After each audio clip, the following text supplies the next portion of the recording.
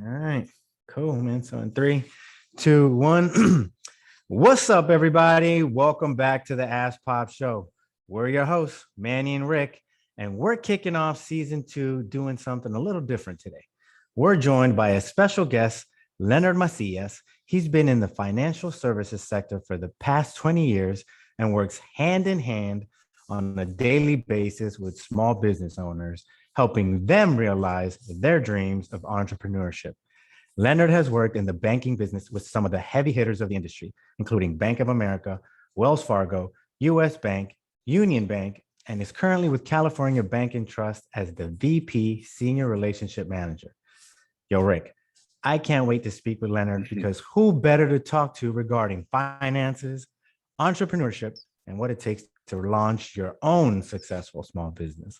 So let's get to it, man. Leonard, thank you for joining us. Yeah, welcome thanks. to Pop. Yeah, thanks, Manny. Thanks for having me, man. I'm excited to do this with you, and excited to share, what I know and with the rest of your audience. And so, yeah, man, let's get started. Let's do it, man. Let's get it. So, man, Leonard, listen, I know we're not going to talk about your entrepreneurship journey on this go around with Ask Pop. However, we like to ask everyone the same question before we get started with Ask Pop. And it goes a little something like this. What did little Leonard want to be when he grew up? I love that question. I get it a lot. So I'll just kind of share a little bit about me. So my mom and my dad came from Mexico. They got in they were in San Fernando Valley for a few years. That's where I was born. I grew up in the Palm Springs area back when there was nothing here. Before even Coachella was like, a thought. It was just the playground for the celebrities. But my dad was a professional soccer player in Mexico. He was a goalkeeper for La Liga. So he played for Atlas de Guadalajara. And so when I was little, I wanted to be a professional soccer player. And so since I could remember, I've got pictures where we were in the San Fernando Valley. My dad's playing on with his team, Tototlan. And I've got this little red shirt and I'm in the soccer field and the shirt doesn't fit me. It looks like a pajama, right? So since I can remember, soccer's been a passion of mine, and it's something that I've always wanted to do. When I was a kid, I wanted to be a pro soccer player. So that was my dream. Nice. Oh man, you still play now? No, I'm not playing anymore. I got injured my second year at junior college. I got injured in my knee, and just after that, it was basically a done deal. So I played adult men's league here and there, and I retired officially. In 2010, I had a partial knee replacement from all the years of playing, and that was it. So now I just coach. So I coach. I've got 5 kids, 3 boys, 2 girls. All of them play. Although I don't want them to be professional soccer players, I just want them to use the sport kind of as a way that, like it did to me. It helped me just build that camaraderie, the teamwork. Get through some of the adversity, and it was actually pretty cool because we coached this last weekend in Irvine. That's why I'm kind of a little hoarse right now. We had a big tournament. My son, 11 years old, Ethan, and his team, his all-star team, had some games out there, and they ended up winning first place. And so it was actually pretty cool. We just got home late last night. And so I'll just kind of paint you a little picture. It's the 5th game, right? It's the final. And my team was up 2-0. They're exhausted. They get to score 2 goals. We're going into like basically 3 minutes left of the game. And there's a free kick right outside the 18 box. I'm not sure if you follow soccer, but right outside the 18 box, he gets fouled. There's a foul, one of our players. And I yelled at my son. I said, Ethan, go take the kick. And so he's like looking at me and I'm like, go take the kick. And so he goes and he lines up, again, 3 minutes left and there's a wall right in front of him of players. And I told him, hit the upper left corner of the goal. And so I'm recording this thing, right? I got my phone and I'm just recording. I'm like praying to God, please, just help him get this ball in that corner. And he hits it perfectly and it just floats into that upper left corner, man. It was like the most amazing moment as a father to be able to see, your son hit the winning shot with 3 minutes left. So they ended up winning the championship, and it was just a really cool thing. So I just coach now. That's basically, kind of what I do. And I love it. I love being able to share my knowledge and my passion for the sport with the next generation. So it's pretty cool. Yeah. Man, that's beautiful, man. Well, hey, maybe you'll get a little messy in the family, right? Right. Yeah. No, that'd be cool. Right. Yeah. Well, man, let's talk about So obviously you're in the financial sector. Let's jump right Right, into what you right. do, right? Um, Tell us how you got started in the banking industry. What were you doing prior, and then how you actually got into the banking industry? So it's actually a unique story. I was selling cell phones for Sprint, and I was selling cell phones for about 3 years. I was putting myself, going to COD, College of the Desert, junior college here in the desert, and I was playing soccer, and so I had this part-time job just selling cell phones. And after I got injured my second year, I kind of went full time with Sprint. And so here in a little store in Cathedral City, one day in comes this young guy with the suit on and really fancy, and I was like, oh man, I'm gonna sell this guy a phone. So he walks in, and I just kind of started helping him out, and next thing you know, I ended up selling him 4 phones. I got him one, his wife one, and his kids each a phone. And so he was an assistant branch manager for Bank of America, and a couple of weeks later he came back and he said, hey, I think you should look into getting into banking. And I said, nah, banking's boring. I want to sell. Right. And he says, you would be surprised. Banking in general, the industry is changing. It's evolving into a more sales oriented industry. And so I thought about it, and I was like, okay, well, that night I went home and gave it some thought and started kind of prepping my resume. I didn't know anything about resumes. So I did some research, and, back then it wasn't like you could Google a template, right? You'd have to really kind of Google research and actually put things together. And so I did that, and I said, well, if I'm going to apply for Bank of America, I'm going to look and see what else is out there. Now he kind of had sparked this interest in me, and I was like, okay, well, colleges wasn't really working out. The soccer thing wasn't working out. Obviously, I got injured, and I wanted to do something that was more impactful. And so then I looked at Wells Fargo, and Wells Fargo had the same role. And so I was like, okay, so I applied at both. And surprisingly, Bank of America didn't give me the job, but Wells Fargo did. And they had this really unique program. It's called a personal banker trainee program, and it was geared towards college graduates.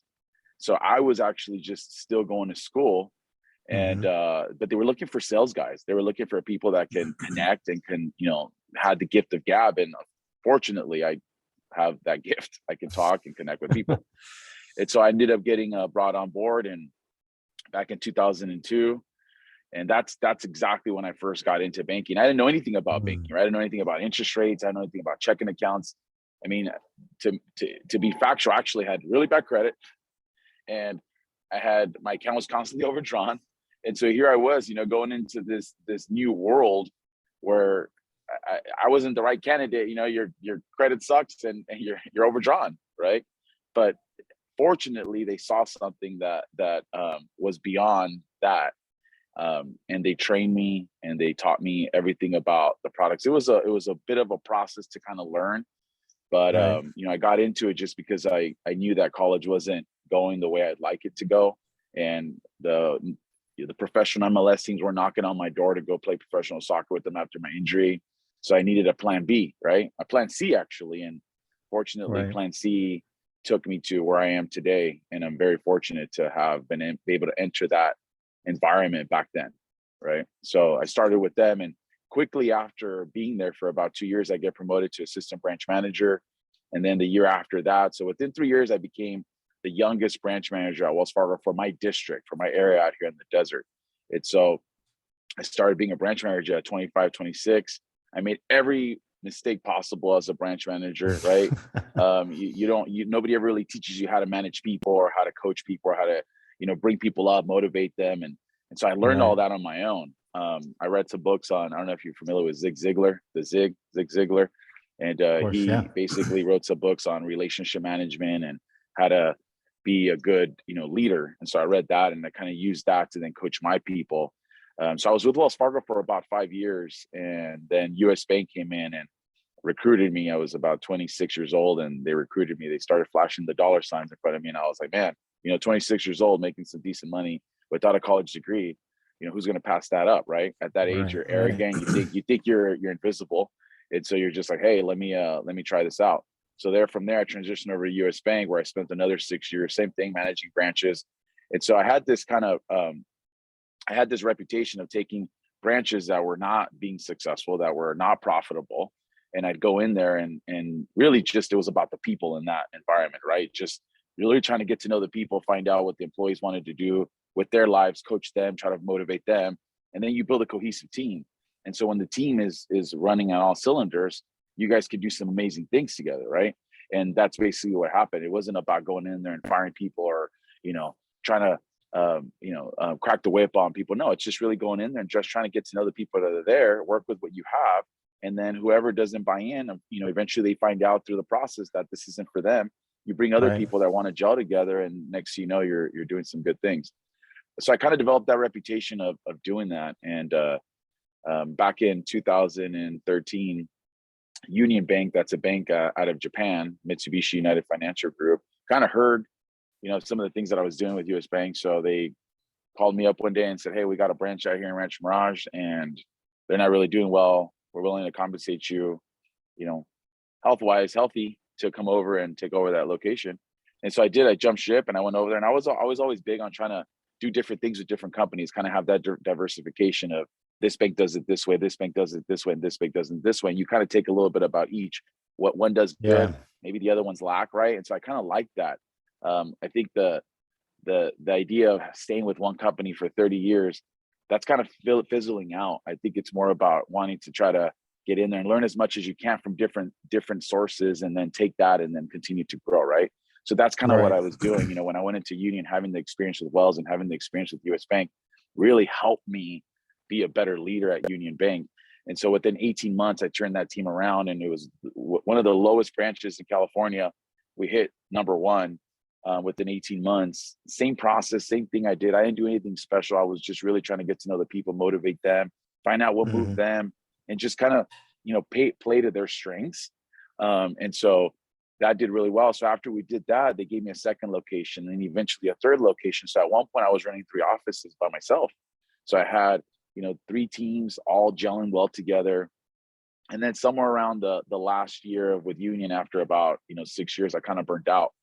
I was just really, really burnt out with, the process and the constant, trying to hit a number and trying to go forward and kind of go forward. So I burnt out. I have 5 children, as I shared.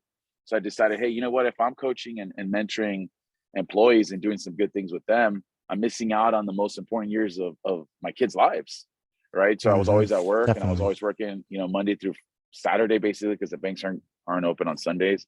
And so Sundays I was just exhausted and, Netflixing and chill on a Sunday, and your kids wanting to play, So I decided to just say, hey, look, I'm confident in my abilities. I'm confident in my skill set. I'm going to stay in banking, but I'm going to shift over to a different part of banking, which is the commercial banking world. One thing that I loved being a branch manager was dealing with business owners. I was learning a lot from these business owners, and they're constantly coming into the branch. You're getting to know them. You're getting to meet them. But the relationship, you don't really build relationships by being in an office and the business owner visiting your office. You can spend some time, you get to know them, but the real relationship happens outside, right? Happens getting to know them when they're not in that, that world, taking them to coffee, sitting down and having lunch with them and learning about their business, their goals, and trying to see how you can offer your expertise to guide them, right? And so I stepped over into this commercial banking world about 3.5 years ago to try to give myself a little bit better balance in my life. And it was the most amazing thing I could have ever done for myself. I'm still a vice president, just like I was in the branch manager role. The only difference is I'm not managing people. Now I'm managing relationships, and I'm managing business relationships with entrepreneurs, and just kind of seeing, the development of an idea, right? I have an idea. This is what I think I can do. I need help on how to get there. And that's where I come in, right? By offering resources and tools. And so I get to see, just the person with an idea and start it. And then I get to also see CEOs that have been in the industry, 10, 15, 20 years. So I get to have conversations with this wide spectrum of people. And it's interesting because I'm learning more from them than I can offer, my services. I'm getting to know these people, and they're just like, they're getting me to think, right? So then I'm saying, okay, if this CEO is doing it like this, and this person over here has an idea, maybe I could pick a little bit from this and just share, right, what they're doing, and see if this business owner, this entrepreneur with an idea can kind of take it off the ground, right? And so that's kind of what I've been doing the last 3.5 years. And it's been the most amazing experience to have these relationships that they start off in the business world, right? And they're transitioning into a personal relationship with me, where where, they're texting me about their kids and they're texting me about games that they want me to come to. And that's where I think the reward is, right? When you've done things right and you've offered value and you're helping people, and then they see you as more than just your banker, right? They see you as like a friend, as somebody that's vested in their business the way you're vested in your own business, right? So I think Well, let me that ask you this, man. it's been, Let yeah. me sorry to cut you out. Let me No, ask you no, this, no, you're good. because you mentioned helping, right? And they Yeah, see you as someone that's more than just helping on. You're helping on all levels. right. Can you tell us a little bit more? Talk to us about how you are helping these business owners with the services you provide with the bank, right? Because I think Yeah, business owners need to right. know how you can help them, or how you're helping, or how having a relationship like yours would benefit them. So how are you helping them, these business owners, with the services you provide? That's a great question, because I think when people say, "Hey, I can help you," in the back of on the other side, right, the business owner or the entrepreneur is thinking like, how much is it going to cost me, right? That's kind of Right. like the first thing they think about is like, wow, he can help me do this, but is he going to charge me? How much is it going to cost? And so that's kind of one of the things that when I first meet people is, lower that guard and say, I don't charge anything, right? I don't charge anything. I offer services or products that could probably assist you, but I'm not going to charge you anything until we decide what's right for you and what's right for your business model, what's right for your goals. So essentially, in the beginning, it's really a conversation, and you're really just kind of setting up an appointment to just kind of get to know each other. There might be some things that I might be able to offer that business owner that can help him, his business, and vice versa. He might have services that might help me in the banking world, that then later on I've got, uh, one of my clients down here that might need that service. So being able to connect the people together. So it's kind of a 3-4 step process, right? It's sitting down and really kind of asking for the permission to get to know the business owner, and then really getting to know them and what they do, right? What are they doing differently in the industry that then I can share with my clients, and at the same time be able to provide my service and maybe enhance them. If I can save you some time, and if I can save you some money, at the end of the day, my bank offers that culture. Okay, so my bank is more of a boutique bank. We're not this big mega bank that's trying to provide services and nickel and dime you. We're trying to actually build plans, build relationships to be able to walk through that process. Lately in the last few years, I don't know who you bank with, but you might get calls from banks constantly. Hey, you got a credit card. Hey, you want a checking account. Hey, you want this. Hey, you want that. And that's really not the way to do it, right? It's really kind of sitting down and just having a conversation about what's your goal, right? What are you trying to do? How are you trying to get there? And if I have something that I can provide to you to help that process, great. If I don't have it, I've been in the industry 20 years, right? I'll be able to find somebody that'll be able to connect you to help you do that. And I'll give you an example. I have a client that called me and said, "Hey, Leonard, I want to buy this plot of land over here, 5 acres, $500,000. Can you do the loan?" So I, look into it, and I said, actually, I can do it. And these are the criteria. These are the requirements. At the end of the day, we end up finding out that that piece of property doesn't have electricity or water approved yet. It's there locally, but you have to get it to the property. So my criteria requires it to already be established there, right? And so Mhm, mhm. since it's not there, I can't do anything about it. Anybody else would have been like, "Sorry, can't help you, call somebody else," right? You hang up the phone and that's it. But what I do differently is I said to my client, I said, "Look, so I got a lot of people that I know. There's other people that are doing what I'm doing with other banks." I said, "Let me make a couple phone calls for you. You go about your business. You go, this guy is a huge landscape developer who does landscaping and construction." So I said, "You go do about your business.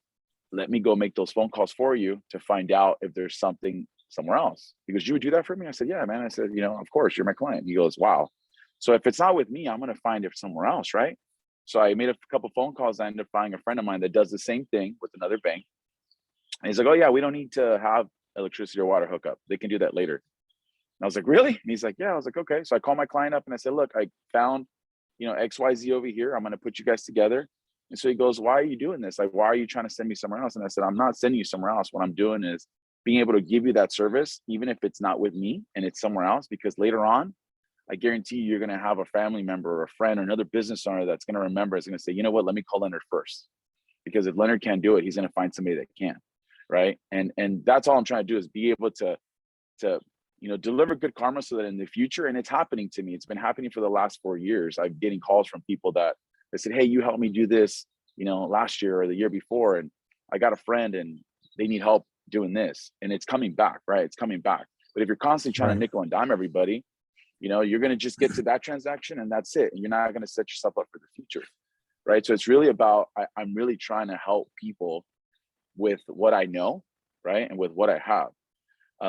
At least not, what I have in my book of clients in my network, right? It's just really trying to put people together, whether it's with me or with somebody else, right? So yeah, that's beautiful, man. It sounds like you're not being penny wise and dollar dumb, one, right? right. But secondly, I think it's even more important is that you're a trusted source for your clients, right? Right. And you will take them elsewhere if you have to, but keeping in mind that Yeah. because you're a trusted source, they will come back in the future and you And will be able to help. that's one of the things that I really enjoy about this culture that I'm in right now. They basically say, look, if you can't help your client here and you've got a contact somewhere else, right, do the right thing. And that's kind of what when you're doing that, you're building trust with people, and they're trusting that you're going to do right by them, right? And at the end of the day, that's really what we're trying to do, is just what I'm trying to do, right? Is just be that that person. I think today, nowadays, when you're out there as a business owner, as somebody that has an idea that says, hey, I want to do this, when you go out there on YouTube or you go out there on the internet, there's so much information. There's just so much information that you can sit there for hours and hours and hours on end, and everybody's an expert, right? Everybody's an expert, right? And so, but if you find somebody that you connect with both personality wise and your values are there, right? And my values are my family first, right? My clients and my business, right? And if I can do it, I'm not trying to get rich and I don't want a big mansion on a hill. I just want to do right and be able to lay my head at night to know that I did some good things for people, and that's it. But when you've got so much things going at a business owner all the time, if you can find one person that has a network or a plethora of services and products, or a plethora of people that are aligned with the same values, and you can connect people together, you will have a client for life. Guarantee you will have a client for life, right? And that's just not in my industry, but that's just industries across the board. Whatever, whatever service or product you're pushing, if you have that mindset of helping others first, it's going to come back, Yeah, no, that's brilliant. Let me ask you this. So one of the many reasons we want you on coming on Ask Pop, right, is because you work with small business owners on a daily basis, as we mentioned in the intro, right? And something Rick and I noticed in season 1 of Ask Pop, and speaking with these small business owners, a common theme that stood out, right, was cut waste, not spending. So talk to us about how you're helping small business owners, again, with the services that you provide, to do just that: cut waste, not spending. So walk me through what the cut waste and not spending means, so that way I can kind of align you with some examples and things like that. Yeah, so let me elaborate. Thank you. So for example, when speaking with these small business owners, we would ask them, what are some tips or advice that you would give to, or what you've learned, key learnings that you on your entrepreneurial journey. One of the things that we came up with was cut waste, not spending, which means look into your business and find that fat, right, that you can cut. However, you're not cutting spending, you're cutting that fat, that waste that you're spending on. You're like, wait a minute, I can be more efficient with my dollars here. So I know you go into businesses, we've had some sidebar conversations, and you've walked us through how you engage with these business owners and do just that. You audit their business, if you will. Exactly. So, you know what I mean? Yes. So can you, give us examples of cutting waste, not spending? No, I like that, because now, when I think of cut waste, I'm thinking of, obviously I look at business financials a lot. So I'm always trying to look and see where we can cut some expenses. Right. And in order for us, if we cut some expenses, then you'll be profitable. And my job is to ensure that you're profitable so that we can get you lending in the future. Right. So that's kind of what we do through our coaching. So, now that you're saying elaborate cut waste, it could be a lot of different things. And, I'll give you an example. I'm just literally had a meeting with a prospect, and we kind of went over their entire model of the business. Right. And this individual has this amazing meal prep plan that has successfully worked for her, that she then turned into a business. right? And I mean, and I don't mean like just like, hey, I have an idea and I'm making 30, 40,000 a year. I'm talking about this person came up with this meal plan idea, customized it to her, started off in her garage, right? Started posting things on social media, took off like wildfire, and 3 years later, she's doing $500,000 a year just from that.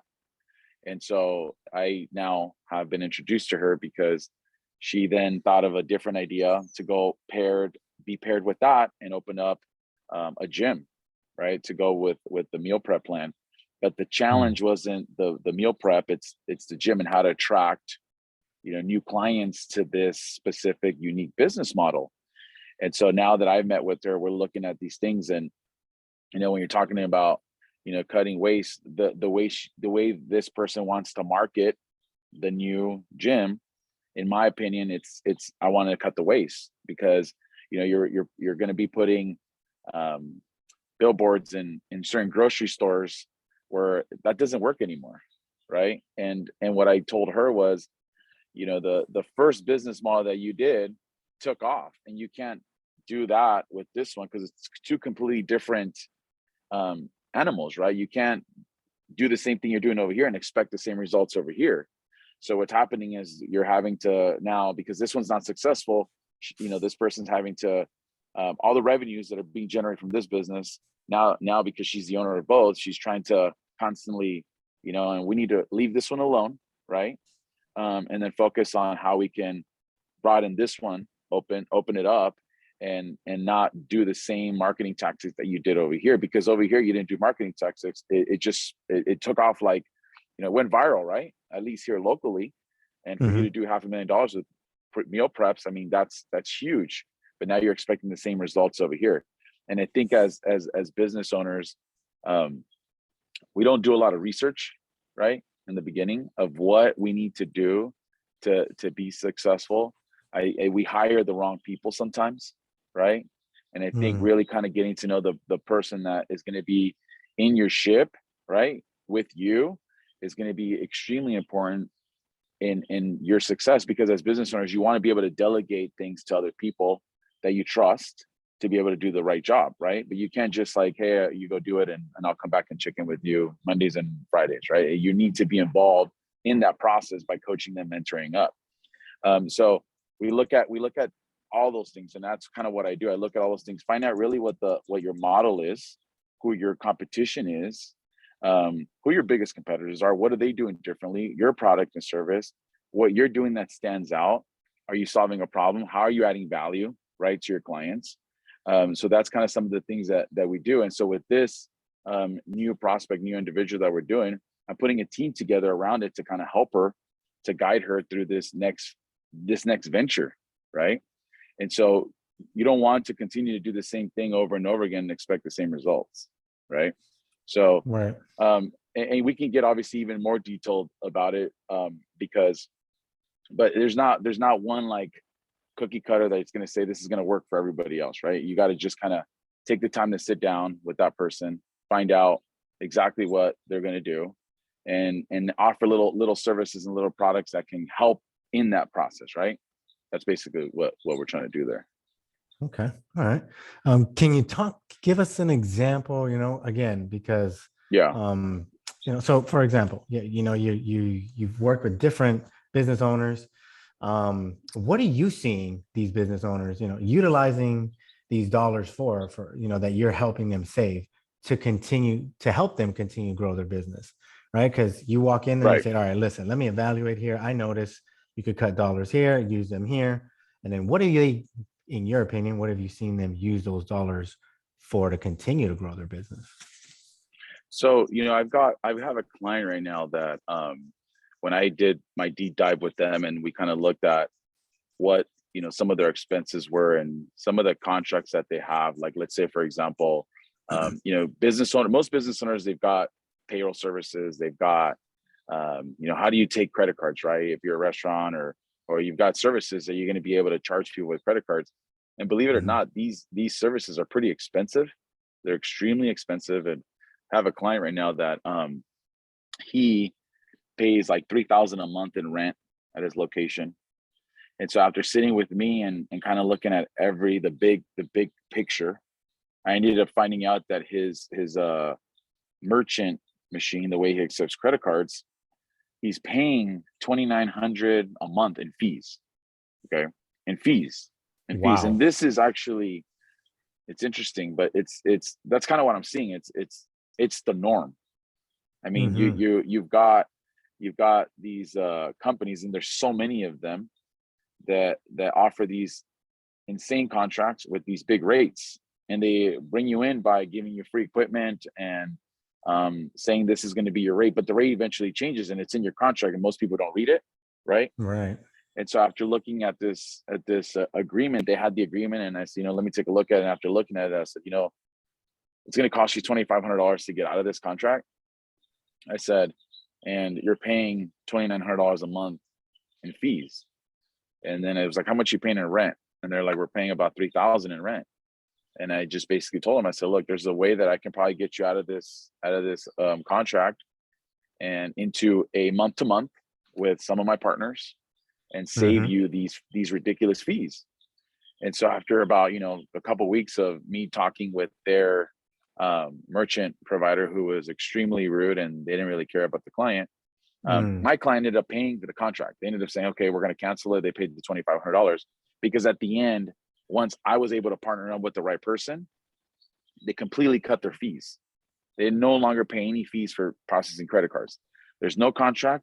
They don't pay any fees. And so now that $3,000 that they're saving, right, and all these processing fees that are ridiculous, they're now paying their rent. So now they're paying their rent. So now it's like, and this couple is just an amazing husband and wife team. They've got a unique sushi restaurant here in the desert, really good food. And there's more success stories with them that I'll share later, but just that one little thing that I was able to do with them, they're just so grateful that we were able to take one thing. They're still processing. They're with the new person now. They got better service, but a lot of times as business owners, just because this is the way it is, we don't look at it again. And it could be 5 years, 6, 7 years. And I'm dealing with clients now that they've had their, let's say, and again, this is just one example, but they've got their credit card machine from 10 years ago. And I remember talking, they're like, oh no, I'm loyal. I said, well, I'm not going to switch it because I'm so loyal. I got it 10 years ago. And in my mind, I'm thinking like, well, if you got a mortgage back in 1980, right? You would have been paying like, I think it was like 12, 13, 14%. So are you going to be loyal to a bank, right? Paying 12, 13% because you've had it for 30 years? No, people refinance and they get a lower rate because there's cheap money out there, right? So that's the way you got to look at when you're taking credit cards as a business owner. And this goes out to, your audience. If you're a business owner, you're accepting credit cards and you've had this contract for longer than 5, 6, 7 years, well, there's a better rate out there with a no contract and better equipment for your business that you can cancel anytime you want. But those are the things that I look at, right? And the same thing goes with payroll. You've got some big national chains out there that are charging a lot of money just to process payroll. There's companies out there that'll do better service, better pricing for their clients. So this one business owner, we ended up saving them like $4,000 a month just in the fees that they were being charged from little thing, workers' comp, and all those little things. So again, it's sitting down and auditing that stuff, keeping those companies honest and saying, hey, look, why are you charging them so much? Right. And those are the conversations that I'll have. I mean, I literally called this company and represented my client with them on three-way, and I did all the talking. And because I know the contract, right? They didn't know. I mean, my clients could barely speak English. Okay. They're business owners. They're great business owners that can barely speak English, but I'm there to help them with that because I speak fluent Spanish. And my job is to make sure that they're not being taken, they're not being taken and they're not being, predatory lending on somebody like that. Right. So little things like that we're able to do. But just so you know, Manny, with that one client, I'll share a success story with them. I developed trust just on that. And they weren't even a client of mine yet, but that allowed me to build trust. So a couple meetings later, they come to me and they said, hey, we have ITINs. We own this corporation. We have ITIN numbers. We have this dream. We wanted to own a business and we did. And now we've had it for 7 years. And now we have this dream where we want to own a house. right? But everybody tells us that we can't buy a house without a social security number. We're legal residents. We have ITIN numbers. We don't have socials. Mhm. And I said, okay, let me do some research. It took me about a month, and I ended up finding a lender, okay, in nationwide lender out here in the U.S. that can give my clients a loan from on an ITIN. The only difference is when you're going to do that, you need to have a bigger down payment, right? So it has to be a large down payment. It can't be your standard 5, 10, 15, 20%. It has to be like Right. 25, 30% because there's more risk involved, right? Of And course. so after I got the information, I met with my client. I said, look, this isn't through me, but I ended up finding somebody that can help you. And unfortunately, it's going to be a big deposit. It's going to be like 30%. And so I'm thinking like, they're just going to be like, oh man, that's a lot of money. They had been Right. saving. For 7 years, Manny, 7 years. They had been saving all their money, every tip, every penny they had been saving.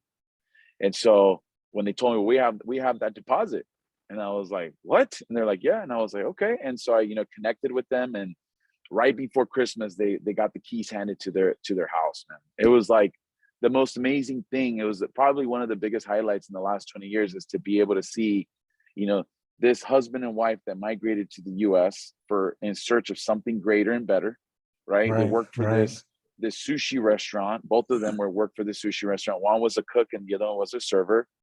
They had the opportunity 7 years ago to take over the restaurant, buy it out. The owner, okay, did some shady stuff and basically sold them the restaurant at a high premium.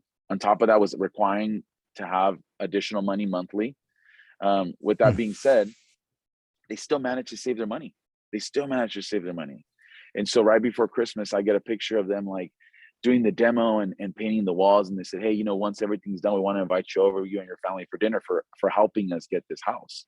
And so I didn't get anything out of that. I didn't get any kind of monetary compensation because that's not what I was looking for. That's not what I want, right? Because by doing this and offering that trust and offering that value, he texts me right now. He goes, "You're like my hero, man." He goes, "You really," in Spanish, obviously, "You're my hero. You're helping my family out, and I'll never forget it." Right? And it's one of those things that, like, if when I'm gone and my children are left behind, I imagine like my kids walking into a restaurant or grocery store and saying, "Oh man, that's Leonard's kid, right? He's the one that helped all these business owners, regardless of whether he was getting paid or not. That didn't matter, right? That's kind of what I want my legacy to be is."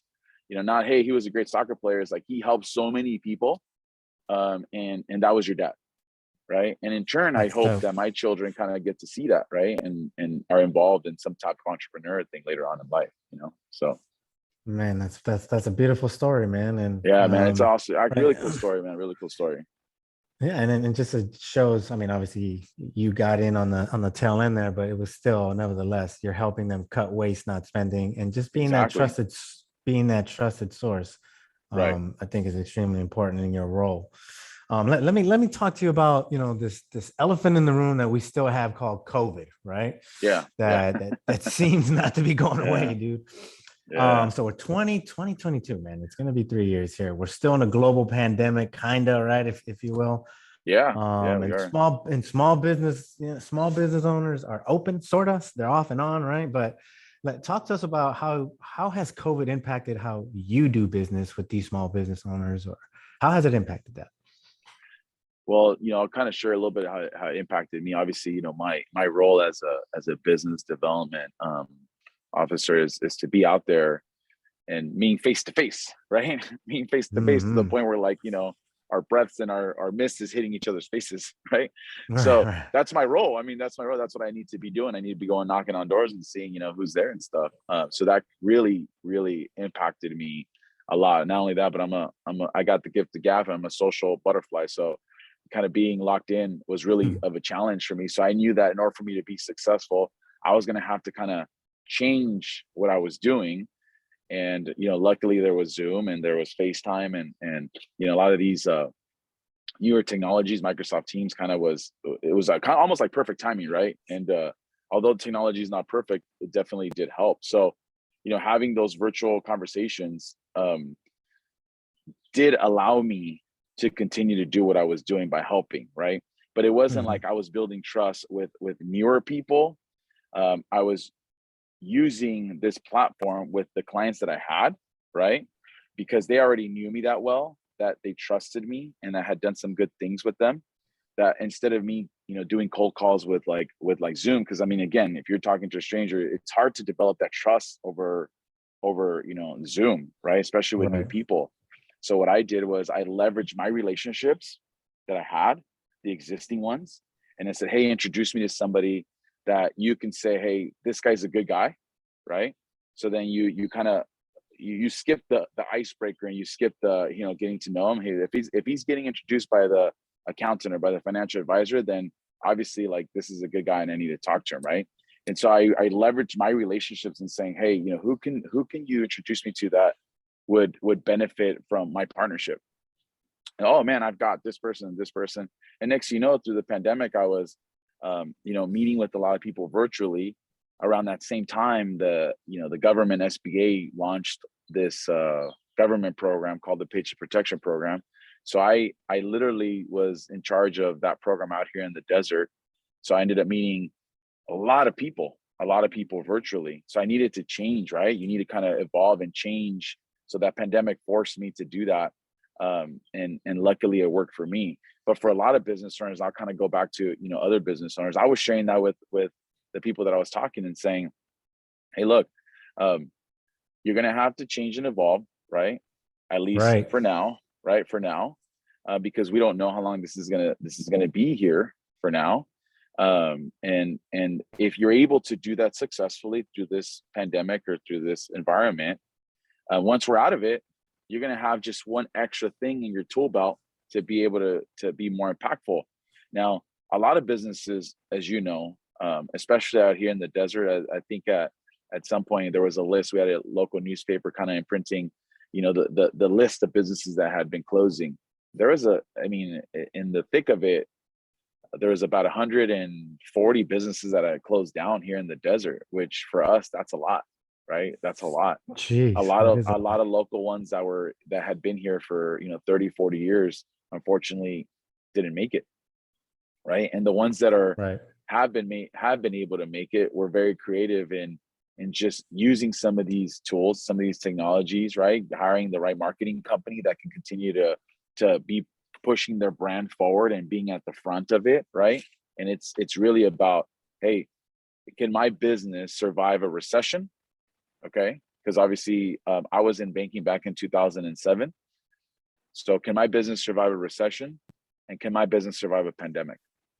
So those are two things Right. that I would share with anybody that's listening that currently has an existing business or currently is thinking of starting a business, is ask yourself those two questions, right?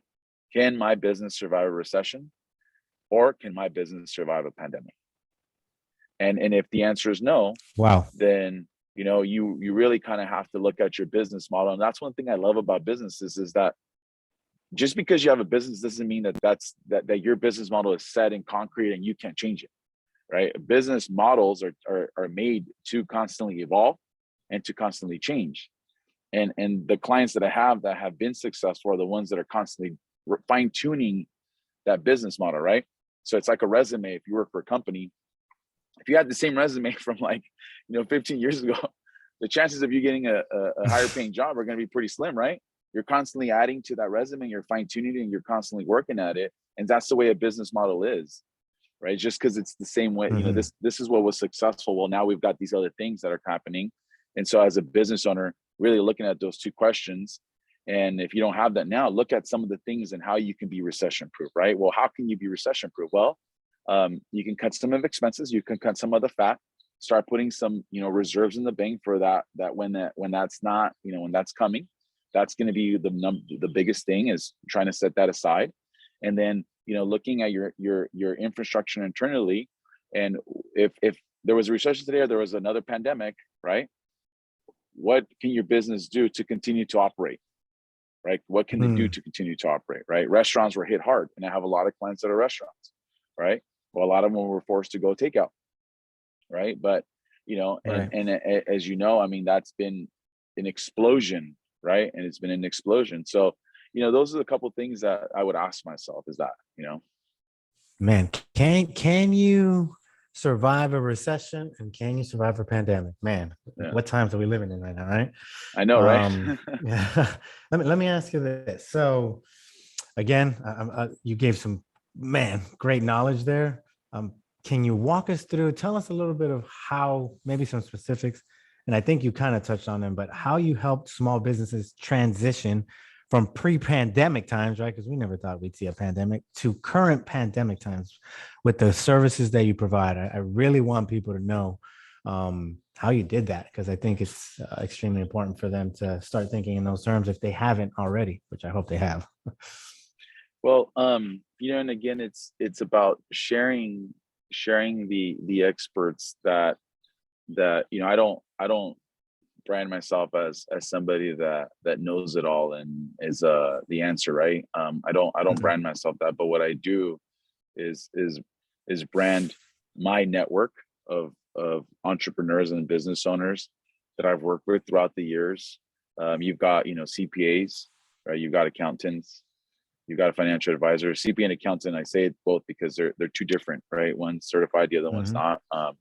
And so, financial advisors, things like that I've known for 20 plus years, that I've trusted for this long, that I have survived some of these cycles in business and the economy. You can never predict it, but there's indicators out there that are a lot, they're early enough that you can catch it and kind of start, changing again that business model. But um and I'm going to go back to this is some of the things that I offer. For example, and I'll kind of give you an example. Let's just start with like a business line of credit, something simple. Okay, a business line of credit. Um, Mhm. this product, for example, is out there to help kind of move you through those cash flow peaks, right? So if you're in a business that's waiting to get paid accounts receivable, and you've got 20 or $30,000 out there, and you're just kind of, hey man, when am I going to get this money so then I can go pay my expenses, right? Um, Right. During a recession, a lot of these businesses said, hey, I can't pay you, right? I can't pay you. Or even a pandemic, I can't pay the bill, so you're going to have to wait a little bit longer till I get paid then, and then then I can pay you, right? So something as simple as a business line of credit that every business owner should have, okay, in their bag of tools, or in their Mhm. in their book, right? To be able to say, hey, I need to have access to this debt right now to be able to pay some of my bills, or to be able to pay some payroll as I'm waiting for this to come through. Now people say, hey, well, I don't want to have business debt. And I say, why not? Right? Why not? I think every business or business owner should have some type of small debt that can assist the business in expanding, or assist the businesses growing, or assist the business through some of these times. Mhm. All debt isn't a bad debt. Okay, if you're a corporation, your corporation should be establishing some credit. If you're a guarantor of that business, you yourself should be taking care of your credit, and at the same time be responsible with it. You're not going to go take out a $300,000 line, right? No, something simple, 50, 60, 70,000 that can float you through those times, right? Right. Because as you look back at the recession, it didn't last forever, right? If you look No. back at the 2000, I think it was the dot-com bubble, right, where everybody had a business online and it just kind of blew up. It didn't last forever, you know.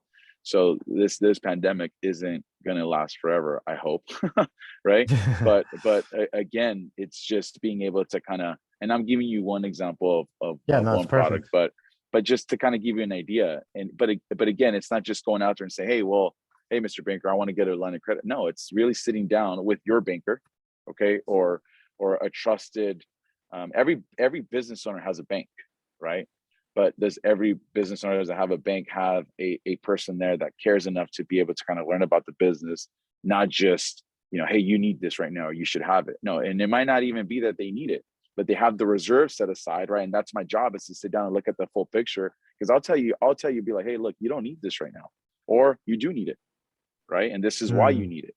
And so I'll work together with the business owner and their CPA or their accountant to ensure, one, that if for some reason they need to maximize that, they can pay it back, right? And two, that it makes sense for their business because they're preparing for the unknown, right? So that's kind of, again, one product of how something can help. No, that's perfect. It sounds like, again, it's about sitting down with each business owner and assessing them individually and figuring out, all right, listen, man, we're going from pre-pandemic to pandemic. You might need a business line of credit. You might need something else. But the point being is that you've helped them transition from one time to another by just really getting to know the business and the business Right. owner and their goals, right? Correct. I think Right. I think that's Yeah. perfect. Let's talk about advice, right? So you work with these Yeah. small business owners a lot every day, day-to-day basis, whether it's pre-pandemic, pandemic, and post-pandemic, hopefully here Right. soon. And you've touched a little bit on advice, but what advice would you give to someone, that wants to open up their own business, whatever it is, X business, but doesn't even know where to begin? What advice would Yeah. Leonard, give them? It's, I don't know if you remember, because I've known you for a while, but I think it was 2011. UFC and the martial arts was it's always been a big thing, but it was, obviously bigger, like 10 years ago. And so Yep. I had this idea to start like my own I remember. clothing line, a clothing brand. And so it was just like a controversial name and on a t-shirt, right? And so I was young, and I did okay, because I think I had a lot of friends, and I had a lot of people that were very supportive. So I had this idea to just do this t-shirt company with this controversial name. And it's funny because now, as that whole thing cost me, I lost about like $5,000. I started it up with like 1,000, and then as it grew, at the end of the day, I ended up losing 5,000. But it's not that I'm still bitter about losing 5,000, because now looking at it, I'm glad that I only lost 5,000, because I could have lost a lot more money. But one of the things that I learned is I didn't do any research. Right? I just had this crazy idea, got a couple of people together, put a design, put it on a t-shirt, and it did really well. I mean, it did really well in the beginning. But to be able to sustain that and the longevity of it, I was not prepared. I didn't do any research. I had no marketing plan in place, and I simply was trying to grow just by word of mouth. But everybody wanted a free shirt, right? And nobody wanted to pay $25 for it. Surprise, right? surprise. So one of the things looking at now, I'm doing some things on my own here on the side that obviously, through getting to know you, we'll share in the future. But number one is do your research, right? And what I mean by that is not just, use YouTube or TikTok to do your research on what you want. I mean, really do your research. Like call people in that industry. If I wanted to, be an electrician, I'm gonna call somebody in that industry, invite them for coffee, and just say, hey, look, share with me some of your challenges, share with me some of your successes. If you can go back and do it differently, what would you do different? And I would just sit there. I mean, I would literally spend a good few months, and not up to a year, just researching what I'm going to do, because it's your money, it's your time, right? And so you'll be surprised. You'll be really surprised by what people, I think there's good people out there that are wanting to share with others, right? If you've got somebody that's probably going to retire and you invite them to sit down and talk, they're going to share some of the things that maybe you could do differently going forward. So I think kind of, aside from doing your research, is really trying to find out who your competition is. Who are you going to compete against, right? What are they doing, okay, differently? What can you do differently, right? What service or product, or what are you adding value? Are you solving a problem in your community, in your market? Are you solving a problem before you even think about what you're going to do, right? What problem are you going to solve? So I think step one is really to sit down and do a really good job of researching the industry, your market, right? What product or service you're going to provide. Are you going to have a brick and mortar store, and you're going to be selling t-shirts, and then next everything's online, right? It's really find out who your competition is, and who's doing right in the industry, that you can probably pick their brains and maybe ask for some type of mentorship, right? It's just really doing your research. I think the second thing is putting together a really good business plan, And I know that sounds intimidating, and believe me, it is intimidating because it's intimidating to me. I read business plans every single day.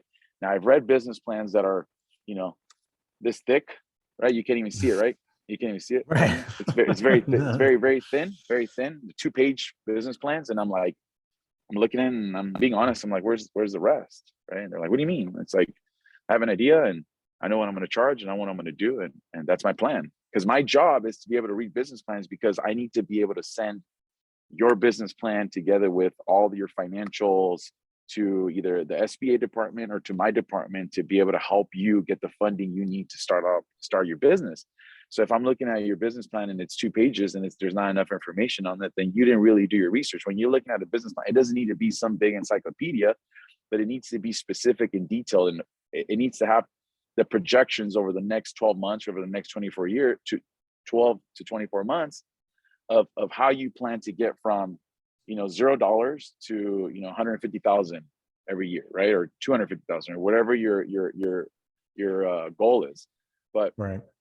a solid business plan should cover everything that we just talked about in the beginning, right? The research, the competition, who's going to be involved in it, right? A good business plan needs to have that. The marketing piece is extremely important, right? I would think that that's like number 3 is how are people going to know about you? How are they going to know about you? Are you just strictly sticking to social media? Are you strictly sticking to doing some videos and posting them and then hoping that the customers are going to come in? I mean, is that your plan, right? So finding out what that marketing strategy. I think that when I did what I did back then, not having a marketing strategy, I was extremely naive to not invest any money into spreading my brand into marketing, because I thought, okay, well, I'm going to just post a picture on Instagram, people are going to like it, and next I'm going to have 1 million followers, right? That's not realistic, right? It's not. But I'm grateful Right. for that experience, because if I never would have done that and I never would have lost that money, I'd see it as an investment into my education, because now if I were to do it differently, I wouldn't open up a business until I knew exactly what I was going to do, who my target market was, who my clientele was, and what's my marketing strategy, what's my marketing plan, right? And I'm not a marketer, but I would bring you on board and I would say, hey, look, this is my idea, this is my plan. You're the expert. Guide me and mentor me, and let me, give me some of your services of what I'm trying to do, right? So the fourth thing is one of the most important ones, and I think that's really kind of every business owner should have a few people with them, right? You should have a good CPA or a good accountant, and I don't mean like this big powerhouse CPA company that you never get to see the owner. No, I'm talking about do your research and find a good CPA that believes in wanting to assist you with your goals. And there's a lot out there. I know a lot. Trust me, I can name 20 right now that I'm connected with that share the same passion that I do, that are really going to sit down with you and kind of build this plan and say, hey, look, if you don't want to pay taxes, well, then you're not going to be getting any loans, right? And that's the truth. I mean, you don't pay taxes, you're not going to get any loans. So I really having a good CPA or a good accountant that can kind of guide you. If you're, hey, Mr. CPA account, I want to buy a building in the next 5 years. What I need to do to get there? Because I want to buy a building for my business, right? Well, this is what you need to do. And having those people in your corner are going to be huge, right? And make sure they don't charge you for every phone call, right? Make sure they don't, because there's people out there that will charge you for every phone call. I think another person you need to have is a good commercial banker, a good banker that really understands the lending programs that are out there, right? Because I know there's hundreds of lending programs out there.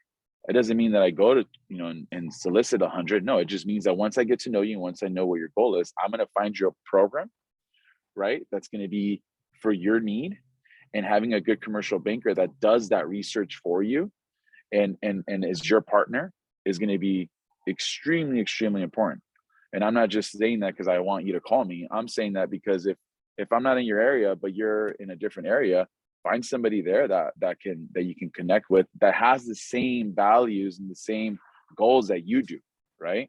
So I think having a good CPA, having a good banker, having a good attorney, right? Having a good attorney that you can bounce some ideas off of and say, hey, I'm thinking of doing this.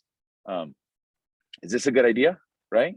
And I'll share a little good example. In my other venture that I'm doing, I thought of a name, and I thought of this name, and I'm thinking like, man, this is a good name, right? Well, who would have thought that somebody trademarked it in Switzerland 30 years ago? I didn't know that, right? And so now here I am with this name that I bought the .com. I'm starting to do all these designs, and somewhere else there's like another person that I got a letter from saying, hey, you need to cease and desist, right? So we're working through some things that can navigate my industry to their industry, but having a good attorney, I have a couple of attorneys that I said, hey, look, read this letter. You know, what do you think I should do here?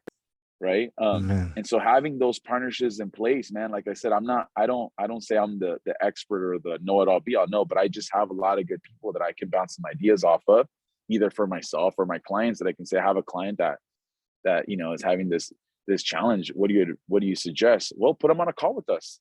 Let's have them ask me some questions. No cost, right? Because he's your client, and because we're trying to help people. We're not trying to nickel and dime them, right? So those are a few things that I think that if I would have gone back and like you said, little Leonard, right? And in 2012, trying to start my own business, like what would I have done differently? And so that's kind of what I'm doing now, is just taking those experiences and sharing them with other people, and being that resource so that they can call, hey, Leonard, I'm thinking about doing this. Let's bounce some ideas off of me. And then, you know, I'll share my insight or my knowledge. And if not, we'll bring somebody else that's an expert in that field. Right. So yeah, that's perfect. Yeah. All right. Well, it sounds like, I mean, you kind of bit into my other question, so that's great. I love it. Yeah. What was but the other you're one? saying, well, no, you already answered, but hold on. I'll get to it. So you're saying, right? The advice is do your research, make sure you build a business plan, a solid one, not a two-sheeter that you can't really see, right?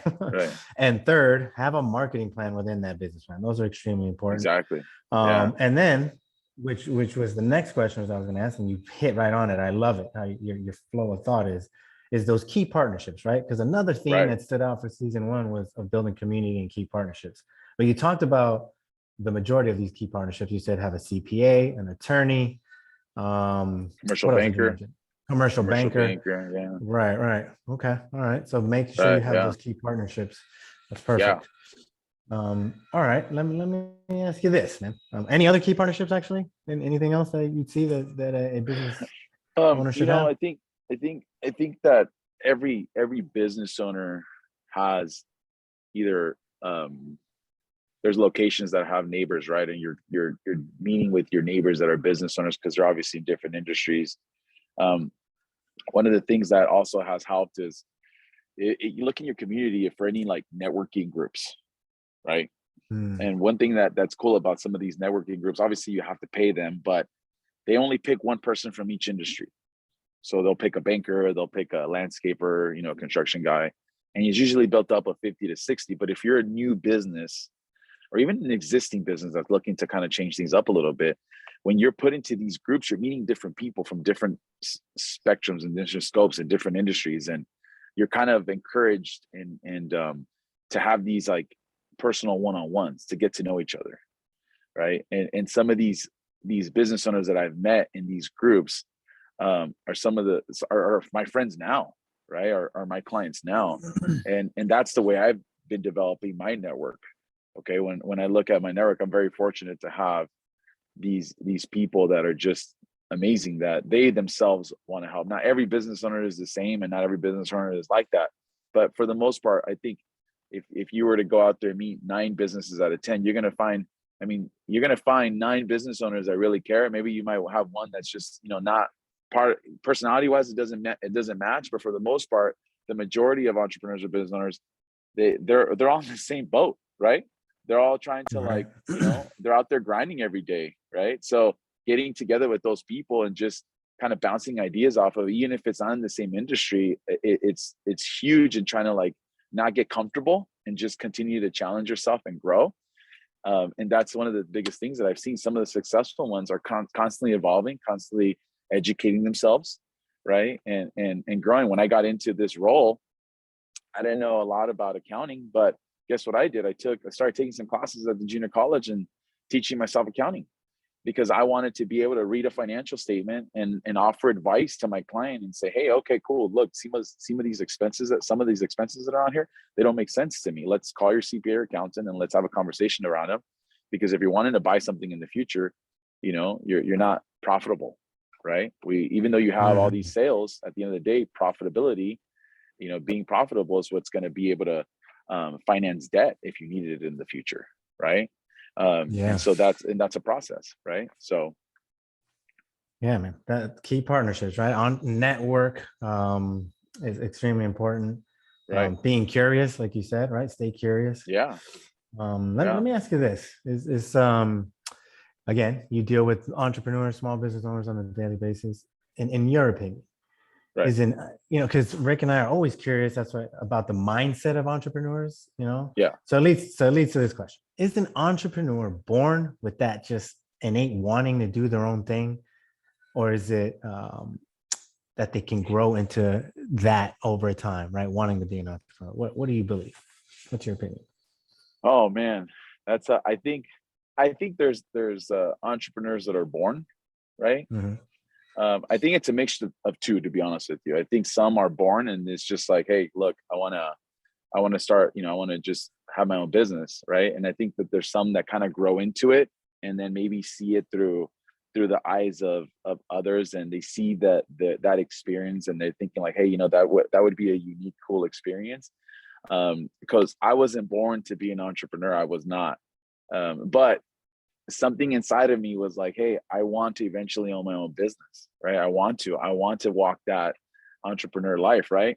And so when I was, I think, right after high school, I saw this ad on one of the late night start your own business ads, and it was like, it's called the treasure chest. It was like the internet treasure chest, and Amazon wasn't a thing in like 90. I mean, Amazon was around, but it wasn't like as big as it is now. And I think it was like 99, 2000. I see this ad and it's like, for $59.99 you can have your own online store. And I was like, oh man, that's so cool, right? I want to open up my own online store. So I paid like $60 and then this membership per month.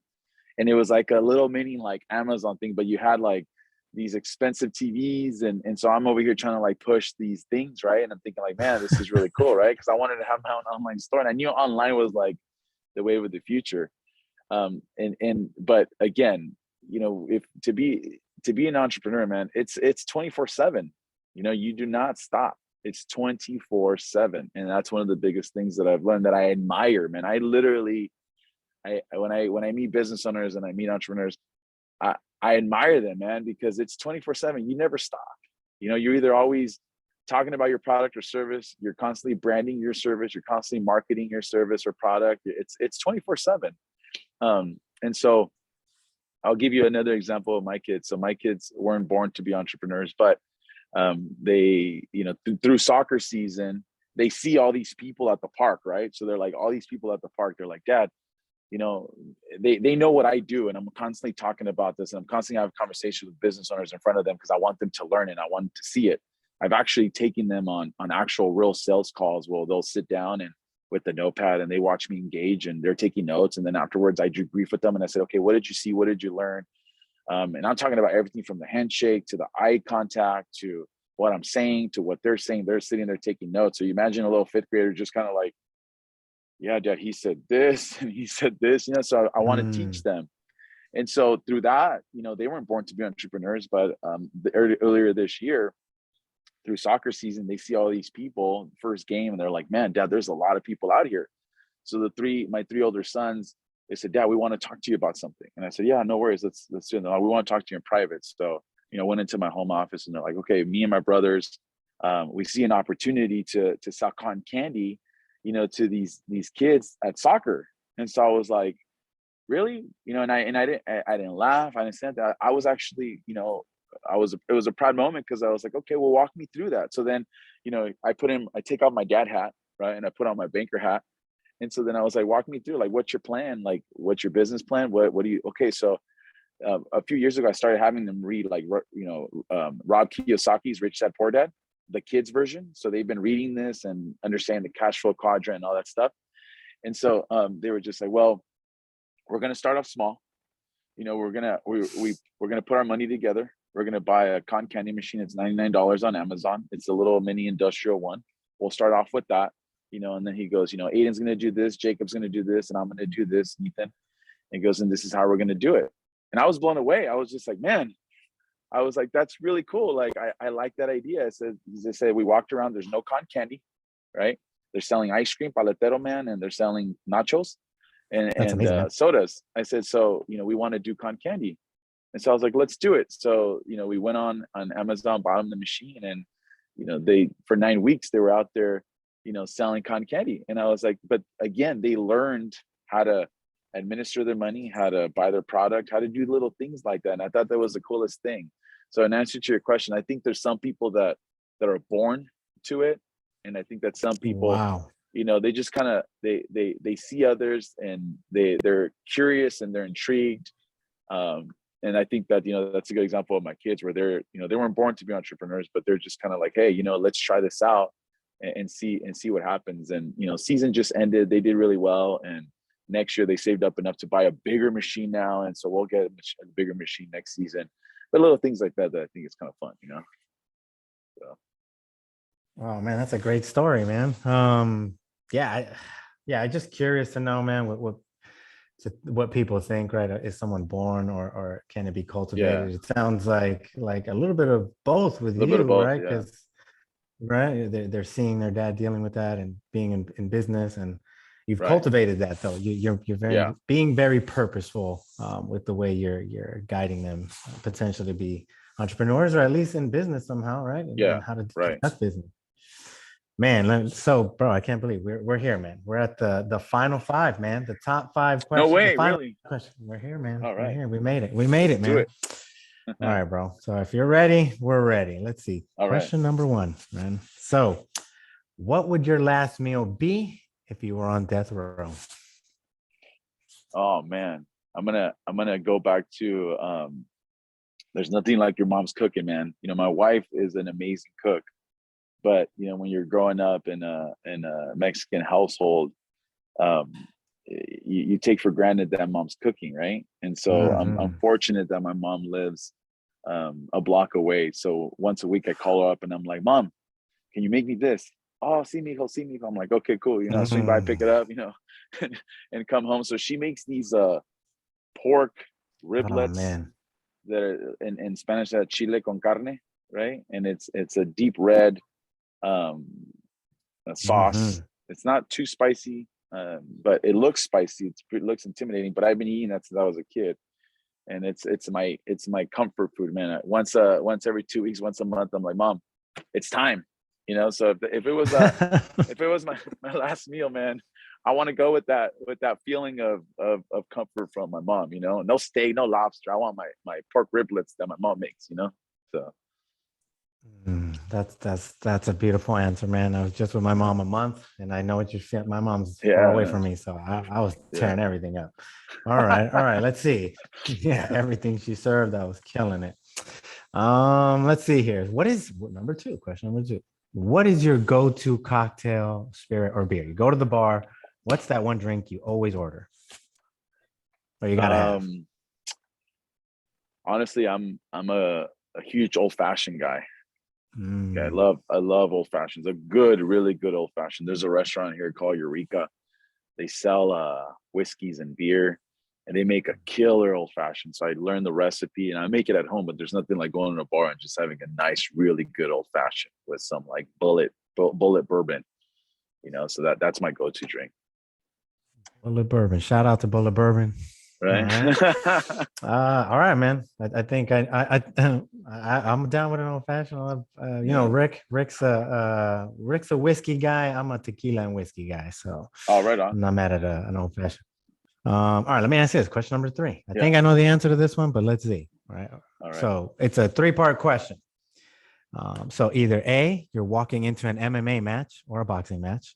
You're walking up to home plate. Who's your home team? Who's your baseball team? You got a baseball team? Angels. All right. You're walking up to Angel Stadium home plate, or you're walking in everyday life. Pick one of those scenarios, and then I'll ask you the question.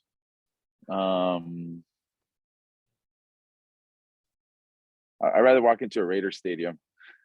No, no. All right, fine. The Raiders. It doesn't make sense to the Then you at question, but least we're gonna go with that. okay. All right. So you're All walking right. into Vegas Raiders now. I almost said Oakland. Okay, there you go. Yeah. Right. And for some reason, you get your own theme song, right? What song Yeah. would that be that you walk onto the We are field? the champions. You're the champion. We are the champions. That one. Yeah, that's not gonna happen for a while. Why? Okay. All right. hey, you're Go right. But Rams, it's a good baby. one. Go Rams. Yeah, go Rams. I'll support your team. Go Rams. Yeah. All right. Let's see. Please, please. All right. So let's see. All right. Question number 4. Do you have a mantra you live by or quote that you love and why? Oh man, I love quotes. I have. So there was one quote that was like my mantra for a very, very long time. I shared this with my teams that I built, and it was like a passion of mine for a very, very long time, even with my children. So I've got 2 quotes. I'm going to share 2 with you, okay? Because I just recently incorporated another one here about a couple years, 2 years ago to be exact. But so the one that's been my mantra since for about 20 years is a Vince Lombardi quote. Okay, so you familiar with Vince Lombardi? All right, Definitely. so he says perfection is not attainable. So there's no such thing as perfection. But if you're constantly searching for perfection, you will find excellence. And so I love that quote because when I stepped into some of these branches that were struggling, and I shared with them in my introduction email, I shared this quote with them, and I said, listen, we're not going to be perfect because it doesn't exist, right? And I shared this quote with them. I said, I'm not trying to be perfect. That's not what I'm trying to be. But if we're constantly looking to try to be perfect, right, by doing the right activities, the right policies, the right procedures, the right things, you're going to find excellence in that, right? Because you're constantly working towards that. And we did that. So it's something that I tell my kids too. You want to be number one. You're constantly having to work. When everybody's asleep, you're working, right? If you want to be the best soccer player, well, you got to be working when everybody else is taking the time off. So it's perfection is not attainable, but if you're constantly searching for perfection, then you're going to find excellence. And then this next one is one that, I've kind of transitioned over, and it's one by Maya Angelou. And you follow, Maya Angelou. Okay. So she says, I love her. Man, she's amazing. So she said this, I just, I love this quote. So she says, people are going to forget what you did, and people are going to forget what you said. But people will never forget how you made them feel. Correct. And that one, a couple of years ago, 3 years ago, I read this and I saw it, and I was like blown away, because it's what I'm living by now, right? Is by able to make somebody feel special, valued. If I can add that to your business, to you and your family, you're going to remember that constantly. You're always going to say, man, he has my best interest at heart. He's never going to steer me the wrong way. And that's how I feel, right? Because I say a lot of things and I do a lot of things, and people never remember that, but they'll remember like, hey man, he helped me, get a house with an I-10, 3, 4, 5 years ago. And I know how that felt. Right. So those are 2 of the quotes that I really live by. I love it. I love it. Two monsters in the industry, right? One in literature and another in sports. That's great. Right. You kind of touched on this, but I'd still love to hear it. Right. So when your time on earth is done here, let's hope 100 years from today, what would you like your legacy to be? You mentioned it a little bit, but what would you like to be? It's interesting because when I got into banking at the age that I did it because I didn't have a college degree, and I wanted to make sure that people knew that I did something that nobody else could do, right? And then one day I was having a conversation with my mom about a year into me being a young banker, and she said to me, she says, in Spanish, she said, you have a unique opportunity. And I was like, what do you mean? And she's like, you have a unique opportunity. She said, you can help our people. And I was like, our people, what do you mean? She's like, yeah, you speak Spanish. You're fluent in Spanish. She goes, and historically speaking, our people have always feared the banking system, because if you go back to like times in Mexico, the banking system wasn't exactly the best. So people feared that, right? So, you've got immigrants migrating to this great country and, they're afraid of banking, right? They're afraid of loans. They're afraid of all these things. And so my mom said, you have a unique opportunity to help our people, educate them, right, on what you do and be that trusted advisor for them. And it didn't hit me back then. And I was just like, I was like, interesting. And so now, when I look at now and now I know what she meant, right? Now I know what she meant, because it's like, I want my legacy and my mantra to be that I will go above and beyond for you, because that's what my mom expects me to do. Right. And so I don't want to be known as a good soccer player, a soccer player that could have been a great soccer player. I want to be known for, when my kids are out and about, hey man, your dad helped me do this. Your dad helped me do that. Your dad was a great man. Right. And in turn, I can educate my children, my sons, my daughters to do right by others and to offer value and not expect a monetary, thing in return.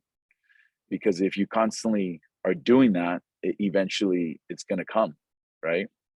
And that's one of the things that when I was young, I read, when I was in banking, and I read a book by Zig Ziglar, and he said, you can have everything in life that you want. Everything in life, you can have it if you help enough people get what they want.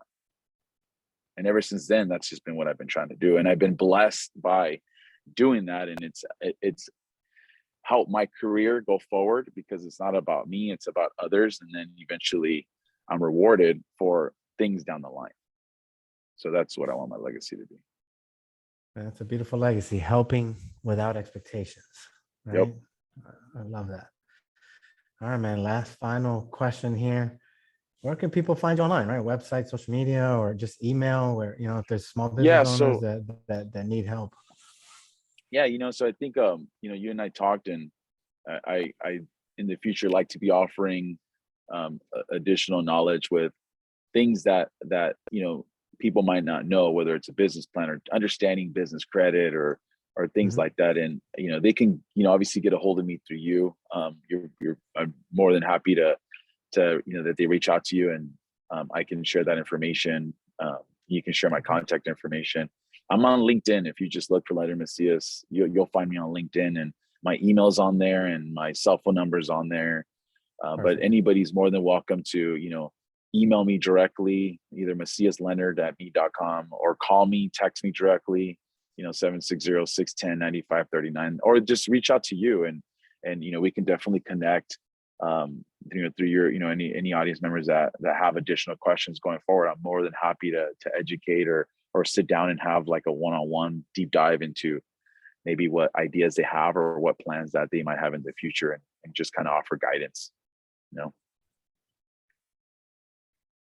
Yeah, that's perfect, man. Well, man, Leonard, man, we can't thank you enough, bro, for taking the time, just to talk to us about your journey in the financial sector for the past 20 years, man. It's amazing, and how you're helping small business owners with the services you provide, as well as the breadth of knowledge, right, that you shared on what current and aspiring entrepreneurs need to do in order to be successful, man, and to stay in business. I think it's extremely important. Right. No, I want to thank you, honestly, because I love what you're doing with this platform. I think you're offering a wealth of knowledge by putting this together, and I'm grateful, and I know your listeners are grateful. But this is a very powerful thing that you're doing, and I appreciate you having me on, and I'll definitely appreciate any things that we do in the future together. So thank you. Thank you, man. Appreciate the kind words. All right. And my Ask Pop people, if you are a small business owner and have any questions regarding your venture, or an aspiring business owner, but not sure where to begin, right? We encourage you to reach out to us or to Leonard, as he has a wealth of knowledge, man, and he is ready to help out, as you heard, in any way possible. Leonard will be a regular on Ask Pop, just to let you all know, as we will be bringing him back in the future just to discuss different topics, right, from a financial and business owner perspective. So thanks again for listening, and please stay tuned as we continue to bring you some dope professionals offering perspective on how they're making their dreams come true one business at a time. Yo, Rick, as always, my man. And if you don't know, now you know. Yo, what's up, guys?